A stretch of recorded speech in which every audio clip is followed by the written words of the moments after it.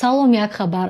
дар пай як даргирие дар сарҳад миёнаи Точикистон бо Афгонистон ду сарбози нерӯҳои марзбонии кишвар ҷон бохтанд. Ҳамчунин се сарҳадчикан, ки бо сарҳадбонони тоҷик даргирӣ карданд, кушта шуданд. дар як моҳи охир ин бори сеюм аст ки дар сарҳад миёни Точикистон бо Афғонистон даргирӣ мешавад. қушонҳои сарҳадии Кумитаи давлатии амнияти миллии Точикистон хабар медиҳад, ки се аъзои ташкилоти террористӣ рӯзи 23 декабр дар минтақаи муҳофизатӣ дидбонгоҳи сарҳади Боғ ва сарчашмаи ноҳияи Шамсиддини Шоҳин хатти сарҳадиро убур карда ба Точикистон ворид шуданд. онҳо мехостанд ба як дидбонгоҳ ҳамла кунанд. дар натиҷаи гузаронидани амалиёти ҷангӣ ҳамаи онҳо нобуд карда шуданд. аз онҳо силоҳ, норинҷак, маводи тарканда ва дигар муҳимоти ҷангӣ мусодира гардидааст.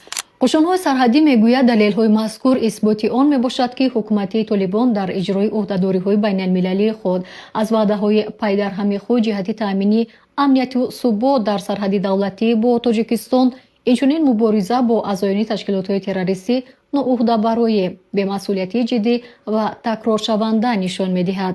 Толибон то ҳол дар ин бора изҳорот надоданд. 31 декабр ҷанбасти иқдоми миллионро гир аз Зедмобайл, ҳамагӣ бо 3.5 сомонӣ соҳиби 1 миллион сомонӣ шав. Зедмобайл, як қадам то миллион.